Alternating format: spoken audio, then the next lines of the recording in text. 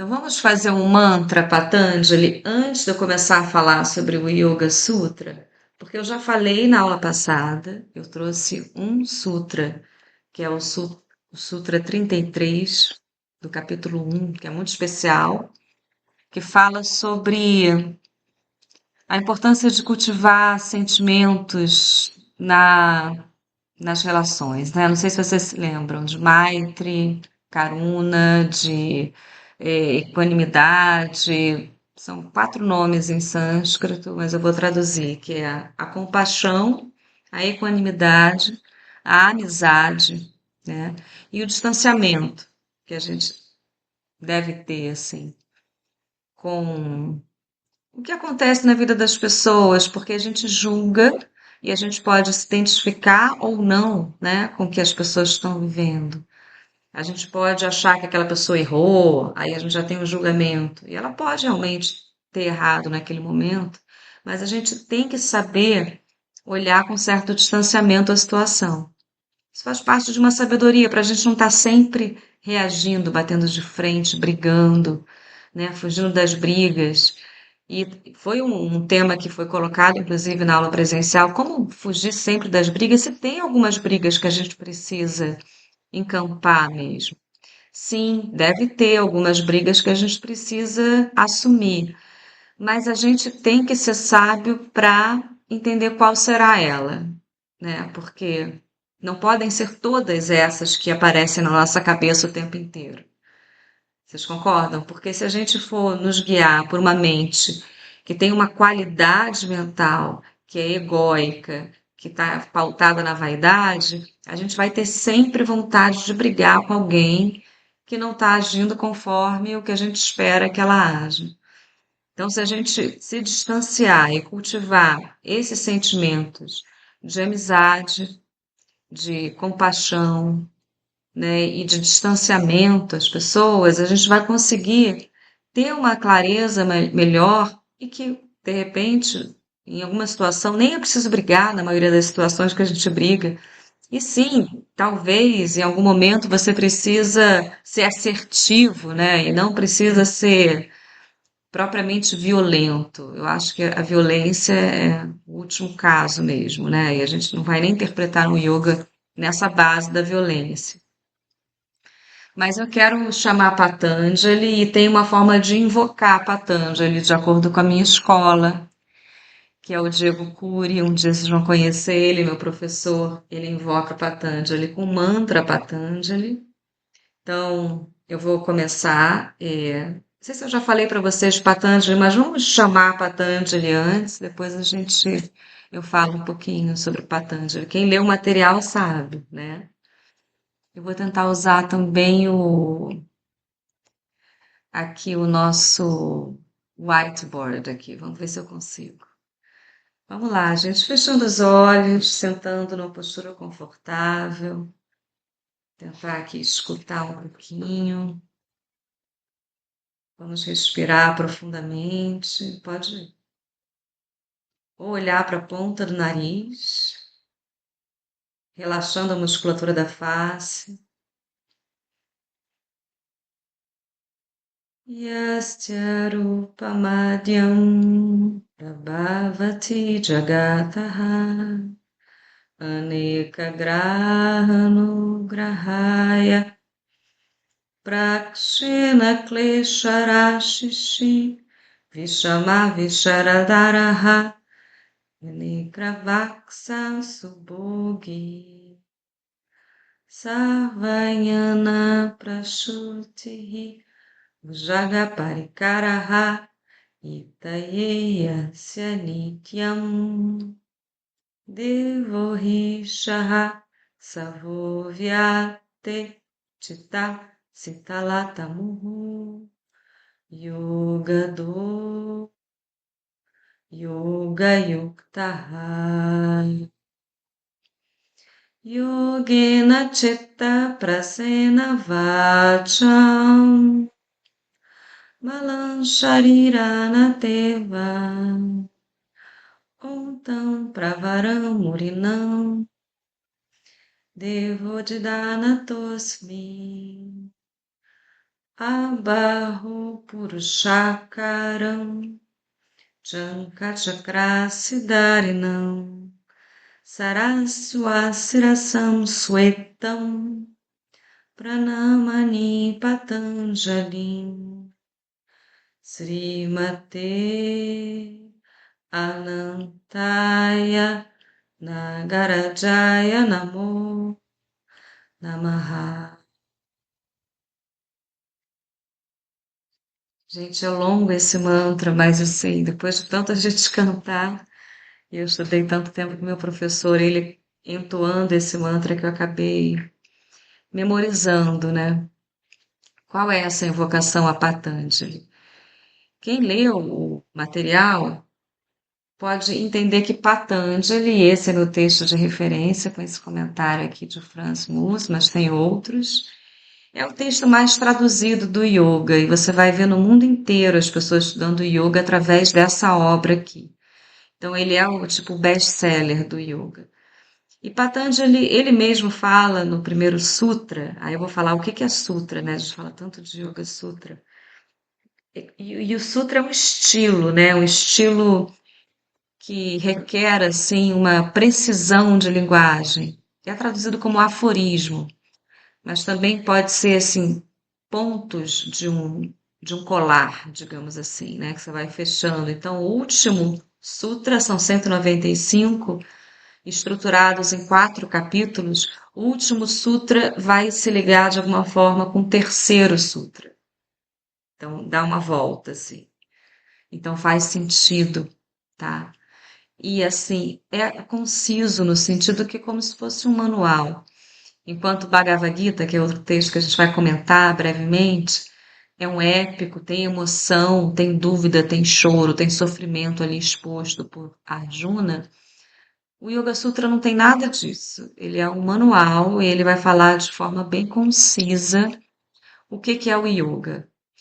E ele no primeiro sutra, que é o que a gente vai começar a falar hoje, eu vou colocar aqui no nosso quadro, para vocês terem uma base, né? Vocês lerem junto comigo.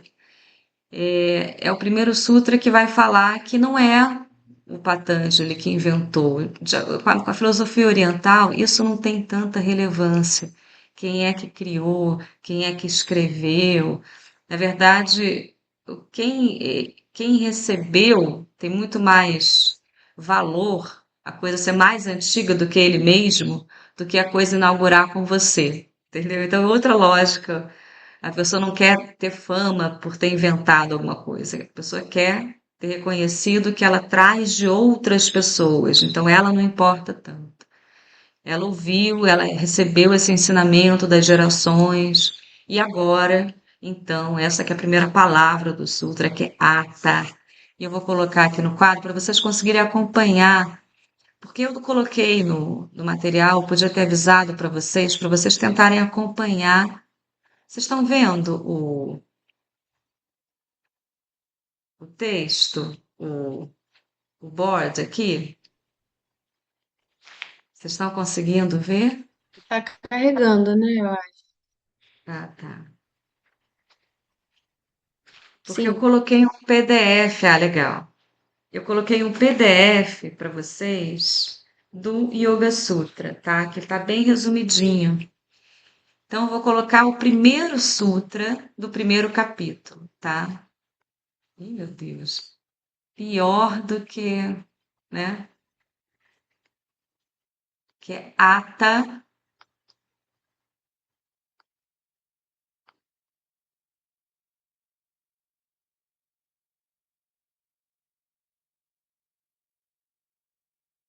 Será que eu posso fazer com o dedão assim? Ou até digitar, né?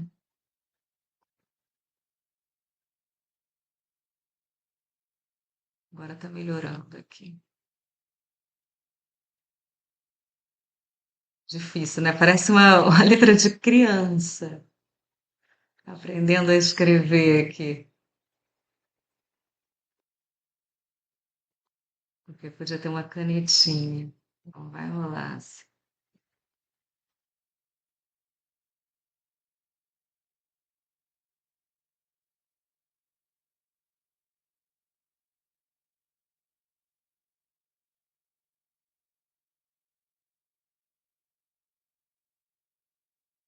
Então, gente, esse é o chamado. E eu vou explicar por que que é um chamado e por que que é tão diferente da educação que a gente faz em geral, que nos obriga, que não é um convite, tá? Então, esse é o primeiro sutra do primeiro capítulo. Hatha Yoga Anushasana, tá? Então, essa primeira palavra que a gente vai retomar, porque é uma palavra muito importante, assim. Quando a gente fala o yoga é para todos, né? O yoga é para todos, não é que nem a nossa educação pública que é para todos. Porque tem o hatha ali. E o hatha, veja bem, é você estar preparado. Você pode estar preparado e não estar pronto, né? Porque pronto a gente nunca está, de fato.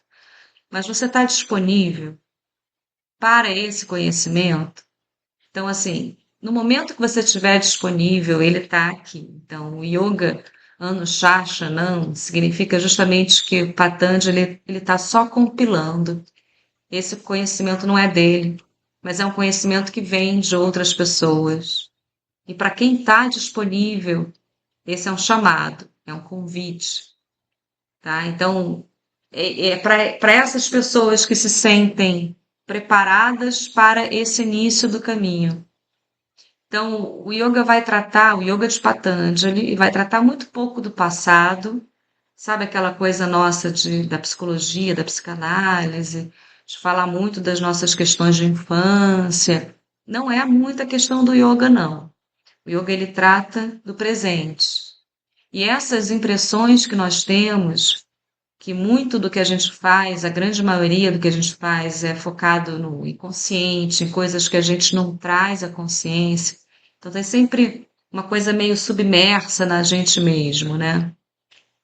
Tem um Swami que eu gosto muito do Vedanta que fala assim: não tem ninguém que conhece você mais que você mesmo, mas ao mesmo tempo você não conhece nada de você. Essa que é a verdade. Então, ou seja, para a gente se conhecer mais, né? E ao mesmo tempo é só você que pode fazer isso por você. Ninguém mais pode ser essa pessoa, né? Ninguém mais pode se conhecer tanto assim. É preciso de um certo desprendimento.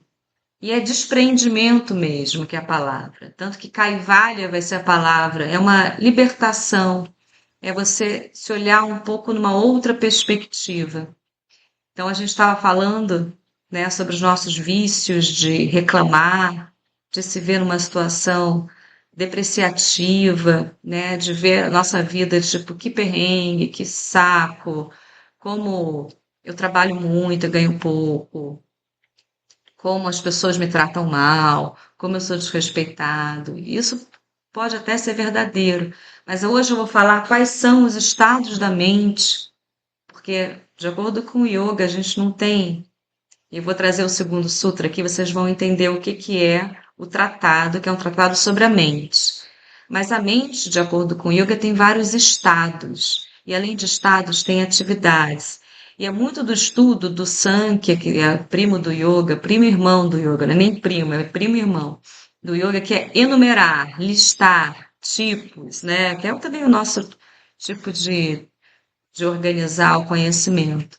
E de acordo com o yoga, a gente tem vários tipos de mente, né? A gente não está falando exatamente de uma atividade cerebral, a gente está falando de um estado mental.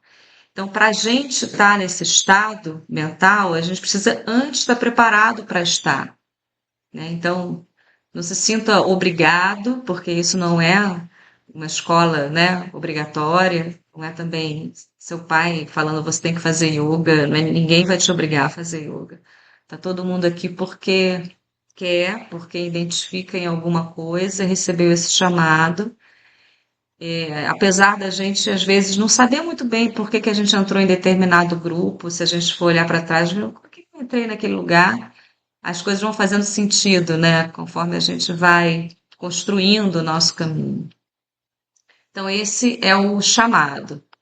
Agora, vamos ver se eu melhoro aqui minha caligrafia, porque esse aqui é o mais conhecido, que é o segundo. Eu estou colocando um pontinho aqui, tá, gente? Não é 11, é 1.1 e aqui é 1.2. E é assim que a gente enumera no Yoga Sutra. E também do Bhagavad Gita. A gente sempre coloca um porque é o capítulo um, aqui um porque é o primeiro sutra. E um porque é o capítulo um e dois porque é o segundo sutra. E aí ele vai já definir o que que é o yoga para ele. E não é a única definição de yoga. Tem textos que definem yoga de várias maneiras diferentes. Mas essa, como o Yoga Sutra é o best-seller, é a definição mais conhecida. Yoga, não sei se vocês já ouviram falar. Chitta, eu vou rasurar isso aqui, porque esse C não ficou legal. Chitta,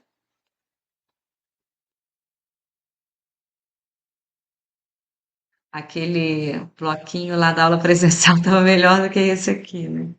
O meu professor, ele faz bloquinho na aula online, ele não usa isso aqui, não.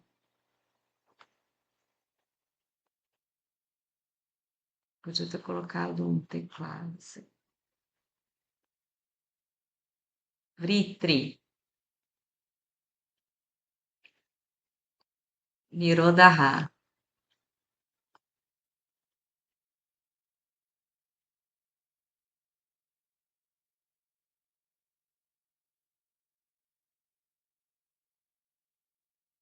Gente, vocês vão ter isso escrito, não precisa copiar nem nada, mas só para a gente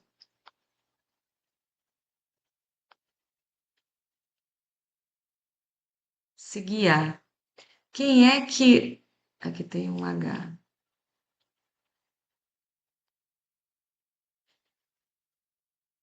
Aqui é um H e um A. Vamos entender essas palavras aqui que são importantes, tá? Então, yoga, chitta, vritti, nirodha, então é uma definição do yoga. E a gente vai entender o que é chitta e o que é nirodha e o que é vritti, tá? Então, vocês, não sei se vocês já ouviram falar essa palavra, chitta. Chitta é uma mente consciente. A gente tem alguns estados mentais, é o que eu falei antes do Ahankara.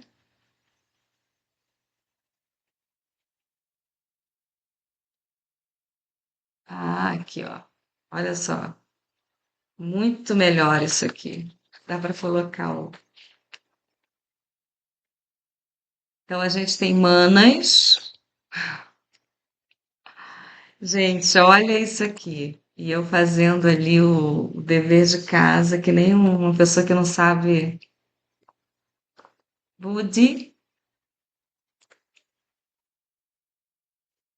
Chitta, Pratyaya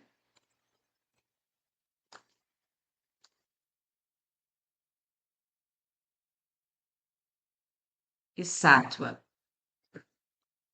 Então, essas são as principais estados mentais. E se a gente for entender que a gente realmente nunca estudou isso muito a fundo, né? Nem assim para o nosso aprendizado, mas a gente sabe, em termos até de experiência mesmo, que em determinados momentos o nosso estudo rende, em determinados momentos você vê as coisas de maneira mais clara. Isso pode durar pouco tempo, mas você sabe que a sua mente muda essa qualidade. Que em algum momento você está pensando muito que o outro é seu inimigo sempre, que o outro fez aquilo para te machucar. Aí você tem uma versão dos fatos, você tem raiva de uma outra pessoa, você tem inveja de uma outra pessoa, ou a sua mente ela é completamente translocada no sentido de distraída, né? Isso é muito comum também, de ir para um lugar e outro que a mente, vocês devem ter ouvido falar, a mente do macaco, da criança, tem muita gente fazendo analogia a essa mente, que é leve demais, dispersa demais e que tende a não se concentrar em nada. Então, nessa lista que eu passei aqui para vocês, agora de uma maneira mais digna, digamos assim, a gente tem manas, a gente tem Ahankara, Buddhi, Chitta, Pratyaya e Sattva, tá? São esses 6 estados mentais. Então, Manas é essa mente que está muito para fora. Ela está realmente, qualquer coisa que uma pessoa falar, ela vai sair da onde que ela está dispersa. Muito comum também entre nós, né? A gente está com essa mente Manas. A Ahankara é talvez a mais comum no nosso mundo que nos educa a performance, né? A ter sucesso, a se destacar dos outros, a competir. E essa é uma educação nossa mesmo, né? A gente quer sucesso e a gente é educado também a sentir inveja de quem se sobressai, quem se destaca, e a gente quer se destacar também. Então, isso é mais um direcionamento da nossa educação, mas também é uma tendência da nossa mente a ter um. É como se a gente tivesse um ponto cego. A gente olha para as coisas que acontecem na nossa vida e a gente vê um ângulo só. A gente vê que a gente não foi, né? O nosso ponto de vista, a nossa opinião não foi considerada, que, enfim, a pessoa não me tratou como eu gostaria que ela tivesse me tratado, que eu não fui reconhecida. Isso, assim, em várias situações. Eu acho que todo mundo vai se reconhecer em algum momento do dia, né? Eu acho que é diário a gente ter essa mente no arrancara. E isso causa briga, né? Porque o outro, a outra pessoa, ela também está no arrancara.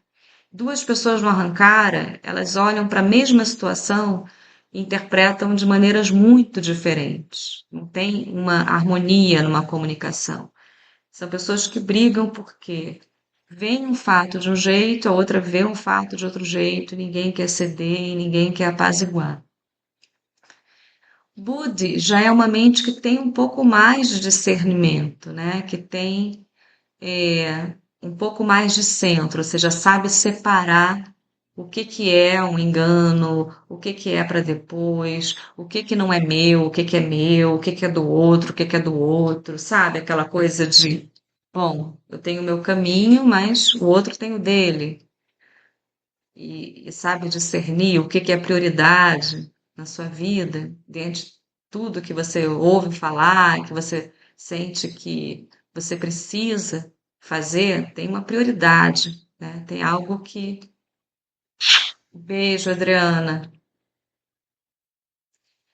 Então, Budi é essa mente um pouco mais centrada. Mas Tita, aí é que tá. Tita é a mente consciente, que aparece aqui no segundo sutra do primeiro capítulo, Yogaha Chitta Vritti Nirodha. Tá? Então, Tita, que é a nossa mente consciente, ela é aquela mente que está fluida. Porque o objetivo da meditação, gente, não é não pensar. Isso aí é dificílimo, né? Quando a pessoa medita, pratica yoga, ela entende que a meditação, ela.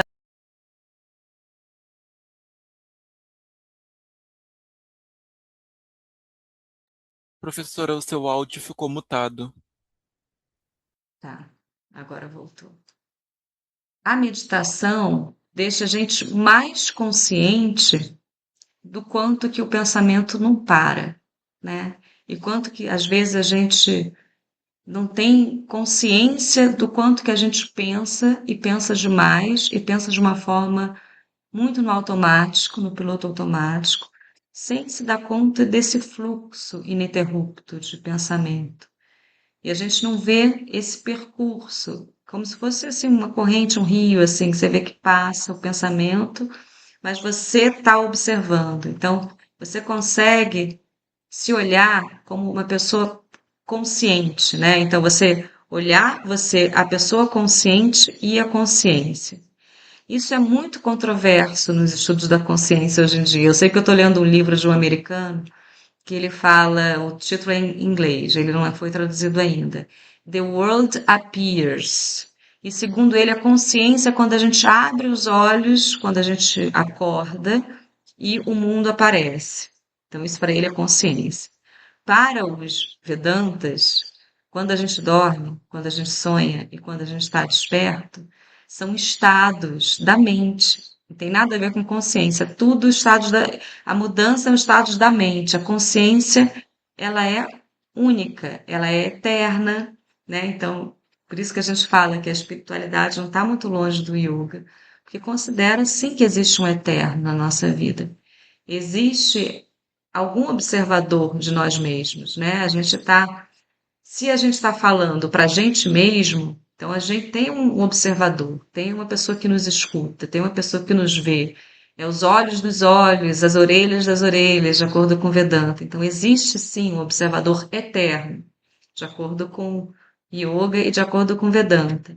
Então o Chitta é quando você tem mais esse centro, esse distanciamento das coisas que acontecem no mundo, que vão tirando o nosso eixo e vão fazendo com que a gente haja sempre como uma reação às coisas que acontecem, sem selecionar as coisas que a gente realmente quer estar envolvido.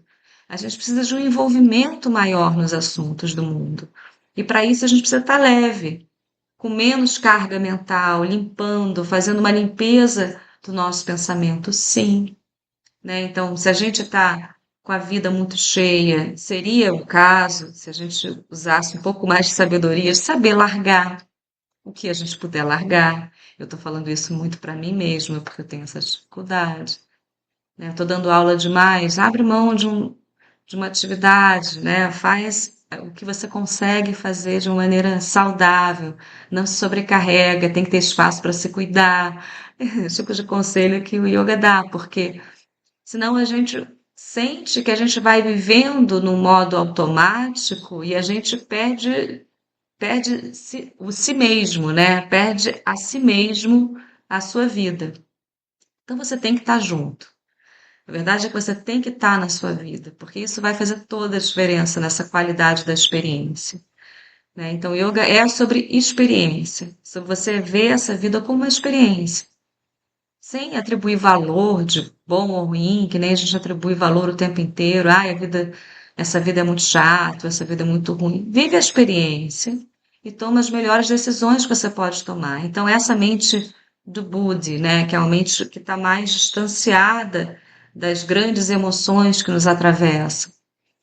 E a mente Stita, mais ainda, e a mente Pratyaya, que é uma mente que está no fluxo.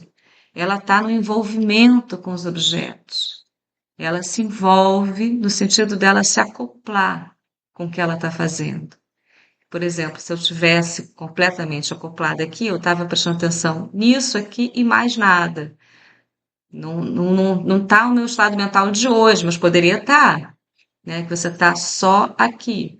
Mas tem algumas outras coisas aqui. Então, a gente está sempre, né, se dispersando um pouco. Alguém te chama, você nunca pode prestar atenção e se envolver só com objetos de cada vez, né? Porque o nosso trabalho ele exige, o nosso ambiente doméstico exige que a gente seja multitarefa, a gente se orgulha disso, de fazer várias coisas ao mesmo tempo, principalmente as mulheres, e por isso tem uma sobrecarga mental, porque de acordo com o yoga não existe isso de multitarefas, né? É melhor você fazer uma coisa de cada vez, com interesse, do que você ficar se dividindo o tempo inteiro. E as emoções vão ficando atropeladas, porque você não se dá conta do que você está sentindo, você não se envolve e dá o seu melhor, digamos assim, né? O seu melhor, que é o melhor envolvimento e é a melhor leveza para você ir mais fundo na sua experiência. E sátua, aí eu falei de equanimidade, a gente vai voltar nessa palavra, tá?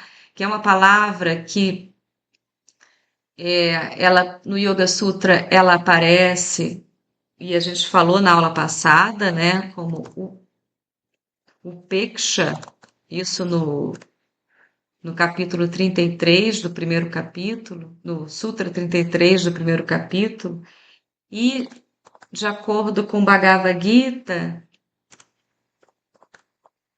é Samatva. Então, são duas palavras para equanimidade. E isso aqui também traduz, porque a gente tem uma definição do Yoga para Patanjali, né? Que eu vou até passar tudo isso aqui depois, Bruno. Estou tão envergonhada com essa letra. que a gente tem essa definição de Patanjali, né? Que é Yoga Chitta Vritti Nirodha. Mas para a Bhagavad Gita, yoga pode ser equanimidade na ação, ou seja, você tomar uma atitude de forma distanciada, sem se preocupar se você vai perder ou ganhar, sem se preocupar com os resultados dessa ação. Quando que a gente faz isso? Se a gente está sempre meio interesseiro, né? Meio interessado no que o outro vai dar, se a gente fizer isso, como é que vai ser recebido e tal. A gente nunca faz uma ação e fala assim, ó, estou entregando para o mundo.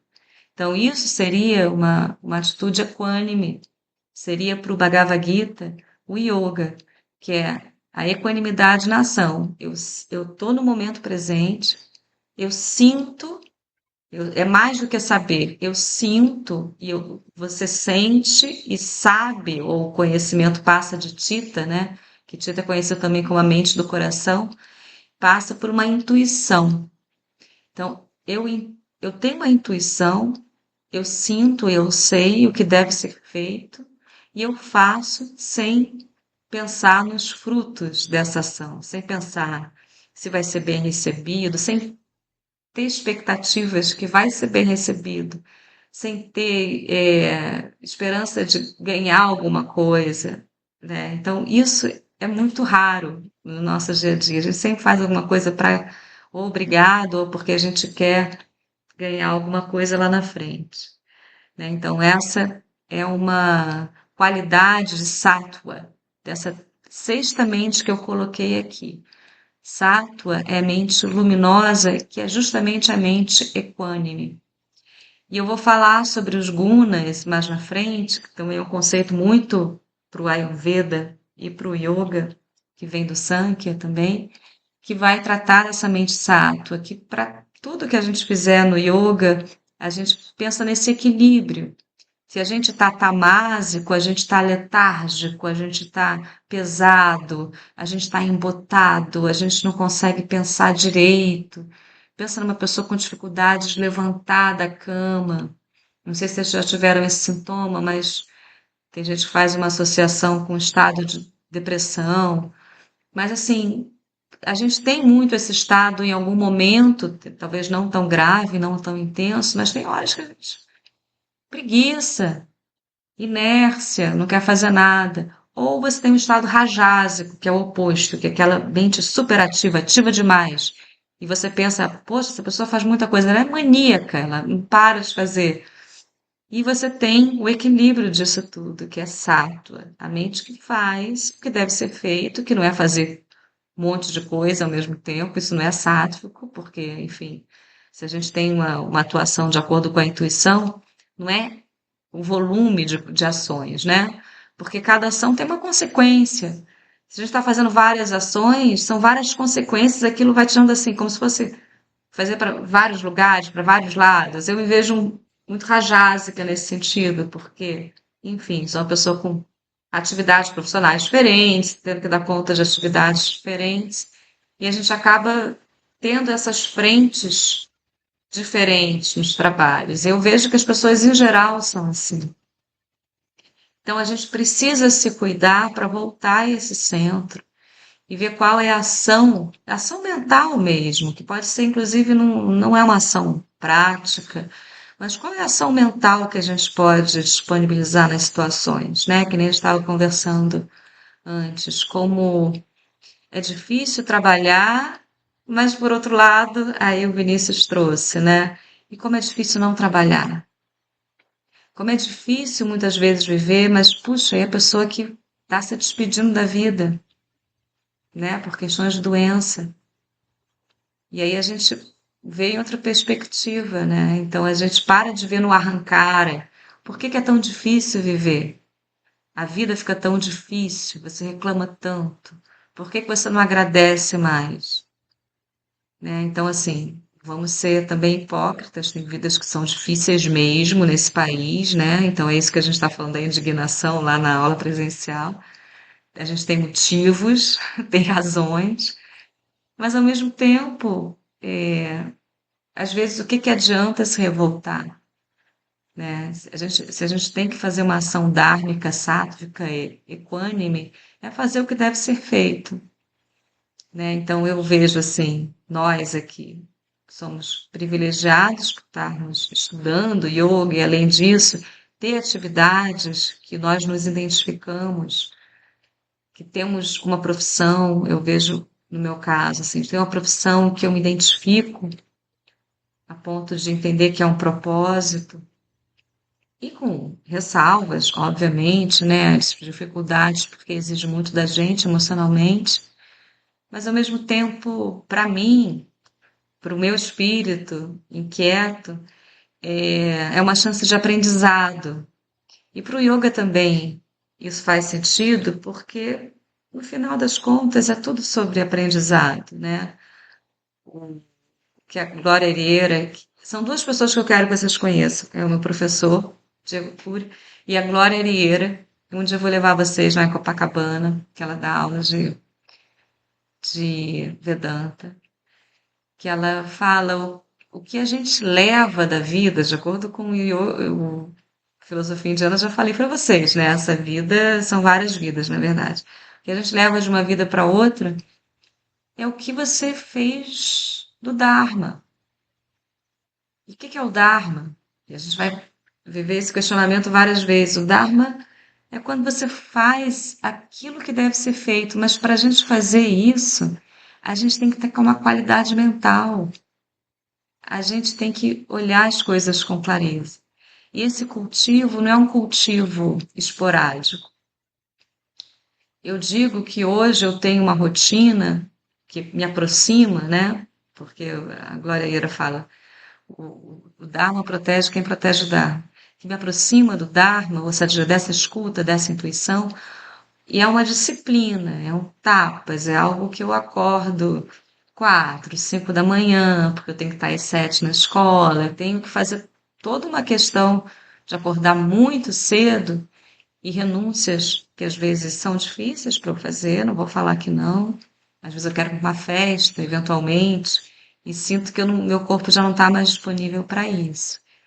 Então, assim, voltando para o segundo sutra aqui, Yoga, eu falei de Chitta, só para vocês entenderem Chitta antes, que Chitta é essa qualidade mental da mente e do coração. Então, você já trazer essa mente para dentro. O yoga já é essa mente, não é mente humanas, não é a mente arrancara, é um pouco mais para dentro do que a Budi. Budi você consegue discernir e voltar para essa mente do coração. Vritri é atividade. Vritri é como se fosse assim, uma roda girando muito rapidamente, um peão, sabe? A mente, ela tem esse movimento. A mente, ela é muito leve. De acordo com o yoga, a mente é matéria, né? A mente é material. A gente acha que a mente é uma outra dimensão.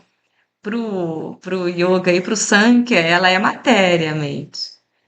Tá? Então não tem nada a ver com o espírito, a mente é mente, a mente nos confunde, a mente também pode nos ajudar, ela tem essa dupla valência, ela não é positiva nem negativa, depende de como você centra ela, como você é o regente dessa mente.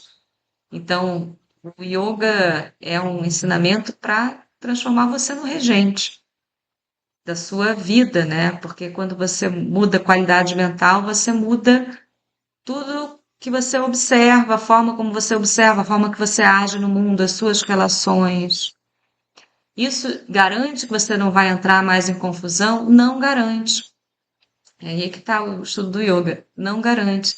Você vai continuar entrando em confusão, mas você vai se dar conta e de repente você passa menos tempo na confusão.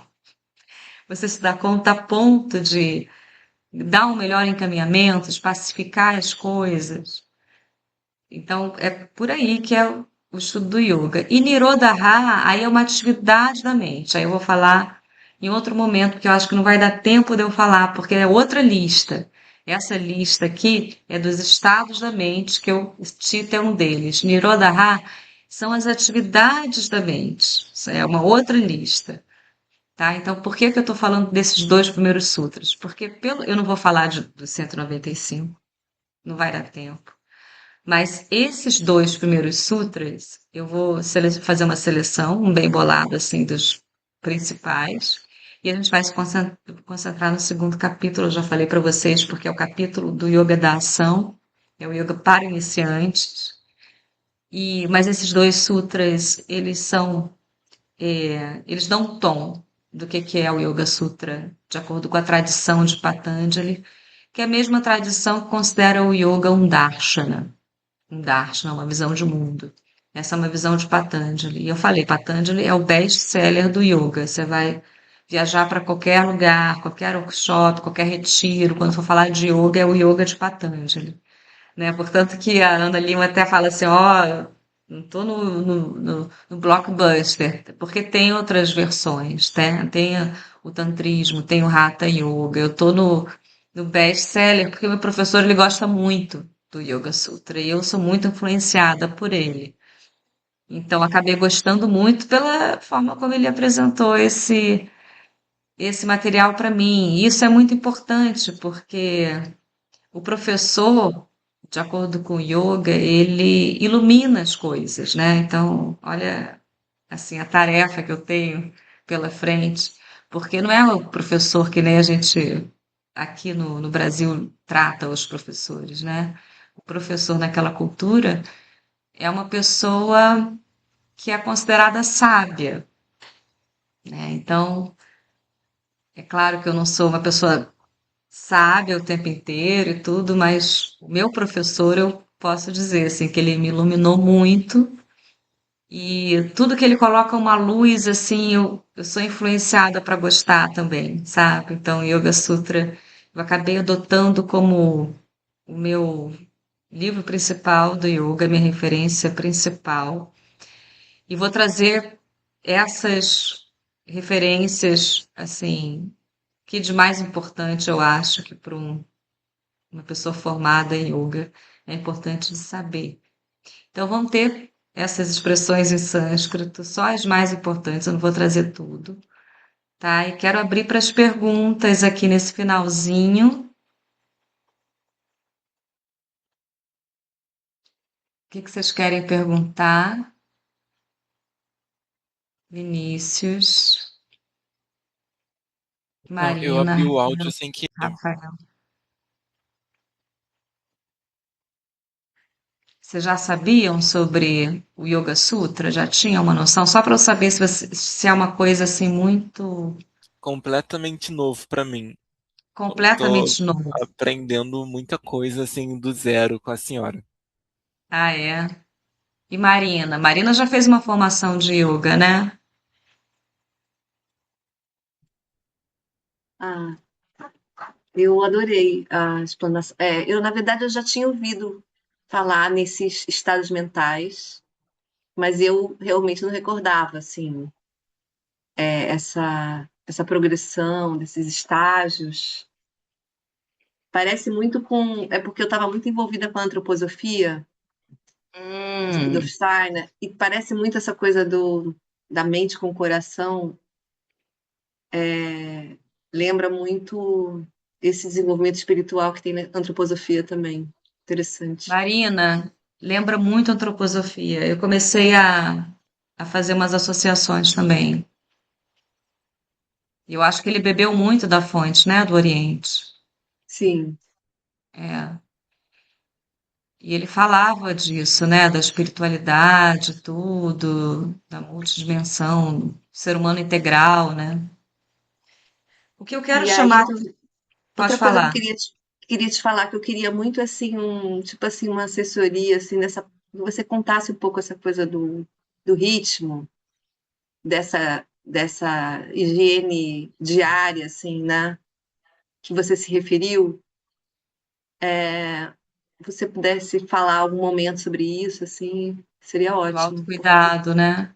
É, porque eu acho que a gente tá nessa batida, né, de trabalho e tal, e eu tô precisando incorporar um pouco mais, assim, essa. Olha, eu vou te falar. Outro dia eu saí em cima da hora, não consegui fazer minha rotina. Eu não consigo, eu realmente eu sinto que eu preciso acordar mais cedo para fazer. despertador não tocou, eu saí assim, sabe aquela coisa, acordei e saí? Eu já fiz isso tanto na minha vida, porque eu sempre trabalhei em escola, de estar às 7 da manhã, eu já acordar, nossa, em cima da hora, pegar minhas coisas e sair. Isso hoje em dia, depois que eu comecei uma rotina de autocuidado, é uma coisa muito difícil você acordar e já sair para a rua, sem uma preparação do corpo e da mente para sair para a rua. Porque eu sair para a rua é sair também para tudo que nos distrai e para tudo que nos desafia, né? A gente tem desafios internos, certamente, mas a gente sai aqui nessa rua, tem, né? As mulheres sentem medo, sentem vários tipos de sentimento, inseguranças, a gente sente algum tipo de violência, talvez. Então, assim, são várias sensações quando a gente sai na rua e a gente tem que se preparar. Eu acho, assim. Como é que se prepara? Se prepara estando centrada, procurando sempre essa mente tita, mente do coração. Isso não é uma coisa que você adquire pronto, porque nada no yoga a gente adquire e pronto, eu já tenho isso. O meu professor de yoga, ele fala, ele é uma pessoa que se você conhecer, você fala, nossa, que pessoa calma, você não imagina ele brigando com ninguém. Uma pessoa pacífica, uma pessoa, nossa, incrível. Ele fala, Joana, eu tenho que todo dia acordar e fazer um monte de coisa para conseguir ficar mais ou menos assim. Não é uma coisa que você é uma coisa que você tem que cultivar. Um estado mental, você tem que cultivar. Você acorda sofrendo muitas vezes de ansiedade, sofrendo de várias causas, cada um tem a sua, né? Mas assim, vários tipos de sofrimento, né? E preocupações, digamos assim. Desde boletos até coisas de trabalho, entregas, relacionamentos, enfim, doenças de pessoas da família. Não vai faltar motivo da gente estar com a mente aflita, né? E aí, o que que a gente tem que fazer? O que que a gente tem que fazer? A gente tem que estar centrado para a gente oferecer o melhor. Na verdade, é uma compaixão às pessoas. Porque quando a gente está centrado, a gente cultiva as relações de uma maneira melhor, né? Que é como eu É, falei no Sutra legal. 33. Você tem amizade pelas pessoas, fica mais fácil você ter uma amizade pelas pessoas, você escutar as pessoas melhor, você ter uma abertura para o outro. E a gente falha, eu tô falando assim, porque, por exemplo, eu estou num momento super difícil. Você vai falhar, mas você não se culpa tanto, sabe? Porque eu lembro que em algum determinado momento da minha vida eu me culpava toda vez que as coisas não saíam como eu queria. E com o yoga é o contrário. Se a coisa não sai como você quer, se você não conseguiu fazer daquela forma que você imaginou, não tem problema. Porque a vida vai para frente, entendeu? A psicologia do yoga é diferente da nossa psicologia que vai lá, voltar, da mãe, do pai, da infância. O yoga não está querendo que você volte para aquele lugar, não. Tô falando, você pode até voltar com um psicólogo, mas o yoga não vai incentivar você a ficar voltando, não. Não vai, não. É sempre daqui para frente, entendeu? Então, assim, é claro que hoje em dia a gente vê que a gente tem tanta treta que a gente precisa de ter. Eu tenho terapia, eu tenho tudo isso. Eu não tenho só o yoga, não. Eu tenho vários approaches diferentes da vida para me dar ferramentas. Mas eu me identifico muito mais com yoga, de fato, do que com essa ferramenta de olhar muito para os padrões antigos e achar que na infância eu vou resolver alguma coisa que ficou lá atrás, que vai ser uma chave de todo o resto. Eu não vejo assim. Eu vejo que tem os nós. Tem os nós ali que eu falo para tentar desatar. Mas essa ruminação mental que é tão comum entre nós, também você pode cair nessa ruminação mental também no lugar terapêutico, eu acho. Eu acho. Essa é a minha opinião pessoal. Uhum.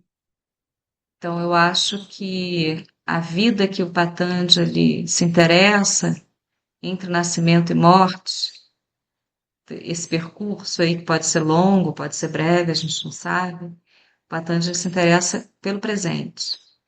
Então, no Yoga Sutra não vai ter o passado, ele aparece com uma conotação ruim, inclusive, porque as impressões do passado são aquilo que vai condicionar a gente.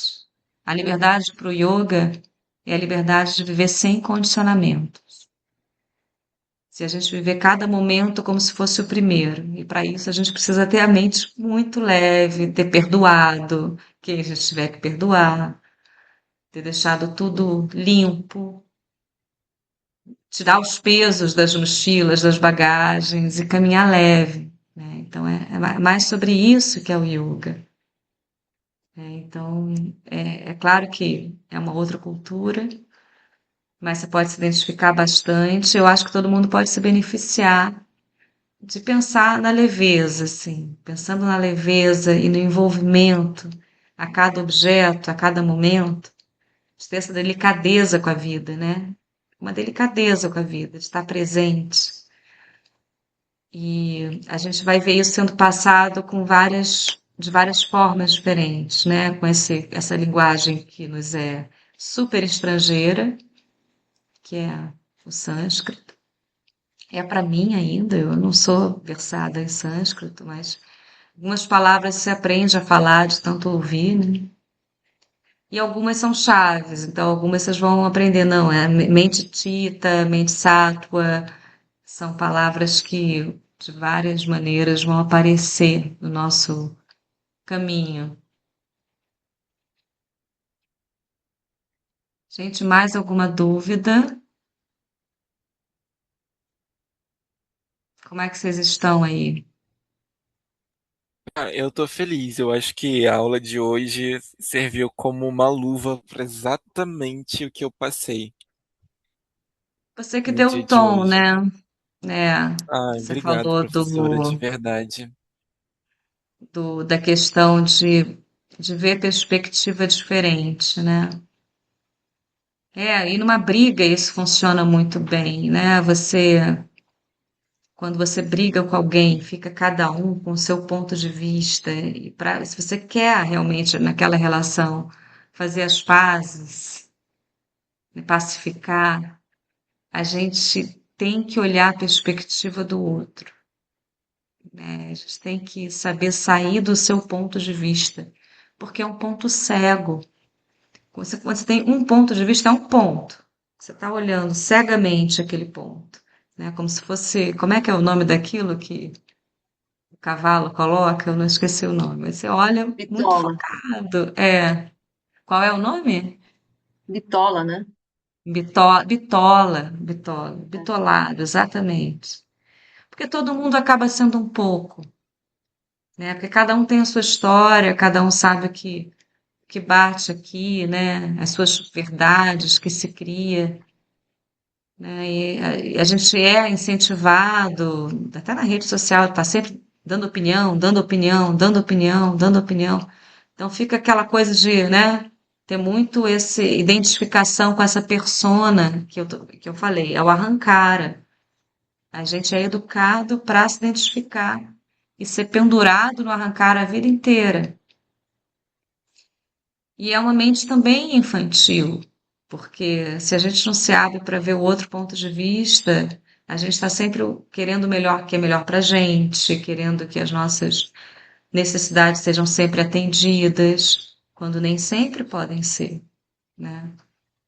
Uma maturidade a gente vê, não, agora o momento é esse, vamos construir para que o outro momento seja um pouco mais calmo e aproveitar quando for, né? Porque aí você tem um dia super puxado, cheio de coisa para fazer. Quando você tem um dia de descanso, aproveita o descanso, aproveita o trabalho, aproveita o descanso. Tem essa sabedoria, né?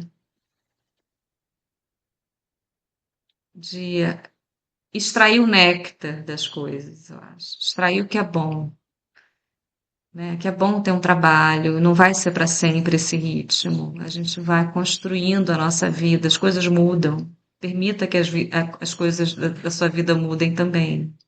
Você muda, se você mudar, então as coisas vão mudar mesmo.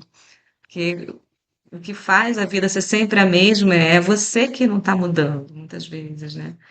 Se você muda a perspectiva, tudo muda ao redor. Então é isso, Marina. Fazer um autocuidado matinal muda tudo ao redor. Muda tudo.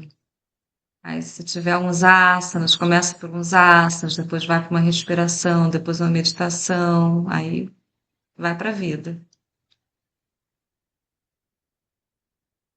Obrigada. Muito inspirador. Nada. Raquel,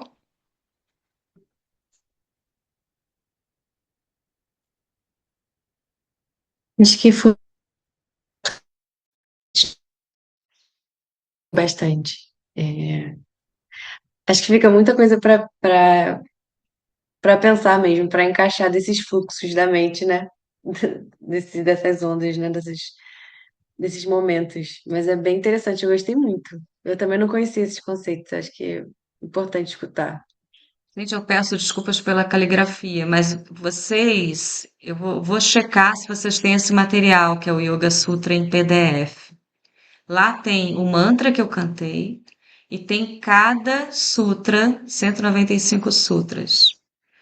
E aí eu vou destacar aqueles que a gente vai estudar a fundo. Capítulo 2 a gente vai estudar inteiro. Mas esses dois sutras é importante para a gente entender o que que é o yoga para Patanjali. Essa é a definição mais famosa do yoga. É um best-seller. Essa aí, quando eu for perguntar para qualquer alguém do mundo, vai falar essa é a definição do yoga. Então, tem outras definições, tá? Tem outras possibilidades de definição, de acordo com o Bhagavad Gita, é a equanimidade na ação. A qualidade da ação também é usada no Bhagavad Gita. Mas, então, é para a gente entender essa tradição, que é uma tradição que vem, gente, antes de Cristo, isso daí.